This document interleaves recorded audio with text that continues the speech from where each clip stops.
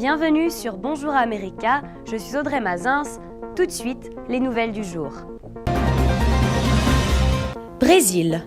Chapecó rend hommage à son équipe de football. La ville brésilienne de Chapecó a rendu un dernier hommage à ses joueurs disparus dans le crash de leur avion en Colombie. Le chef d'État était présent, ainsi que le président de la FIFA, Gianni Infantino.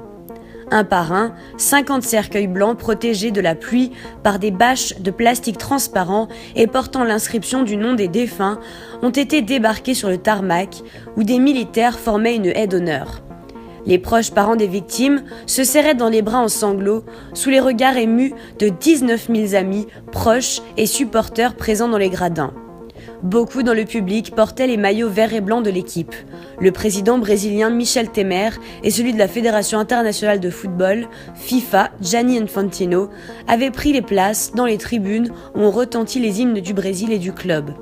La cérémonie s'est poursuivie dans un profond recueillement avec une minute de silence et un hommage religieux, œcuménique, pendant lequel un message de solidarité et de condoléances du pape François a été lu.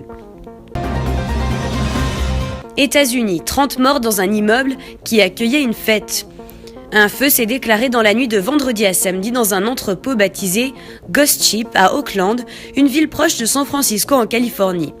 Au moins 30 personnes ont été tuées et le bilan pourrait encore s'alourdir dans les prochaines heures. L'incendie a éclaté vers 23h30 heure locale pendant une fête dans un ancien entrepôt abritant un collectif d'artistes. Selon les pompiers, l'accès à l'intérieur du bâtiment et au premier étage a été rendu difficile par une cage d'escalier faite en palettes de bois et un nombre important d'installations artistiques. Le toit du hangar s'est écroulé lors d'un incendie et le feu n'a pas pu être maîtrisé jusqu'au petit matin. Canada. Le gouvernement s'attaque à l'analphabétisme.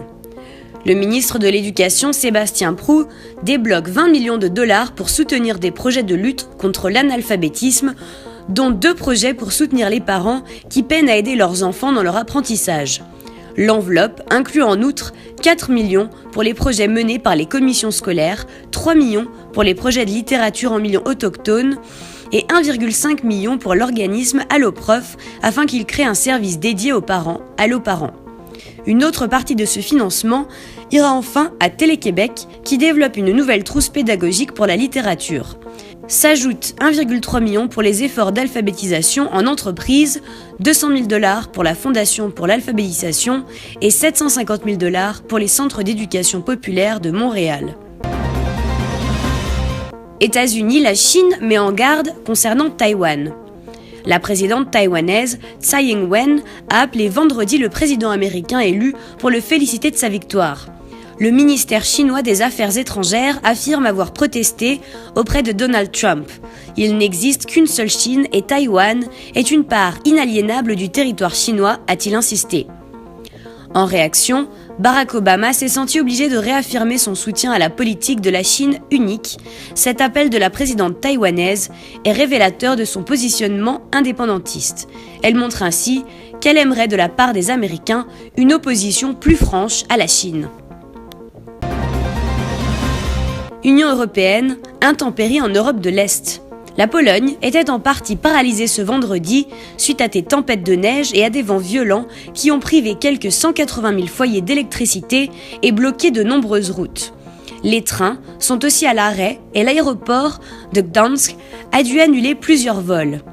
Les pompiers ont reçu 1200 appels liés aux intempéries. Les autorités recommandent aux habitants la plus grande prudence. Des tempêtes de neige se sont également abattues sur le nord et le centre de la Roumanie, provoquant de grosses difficultés sur les routes. Des chutes d'arbres ont entraîné des dégâts matériels et des maisons ont été endommagées. Le mauvais temps devrait continuer de sévir dans les jours qui viennent avec des températures atteignant les moins 10 degrés. Bien qu'elle ait échappé à la neige, la Hongrie n'est pas épargnée. Balayée par des vents très forts, elle a elle aussi enregistré un bon nombre de sinistres. Merci d'avoir regardé notre journal. À très bientôt sur Bonjour America.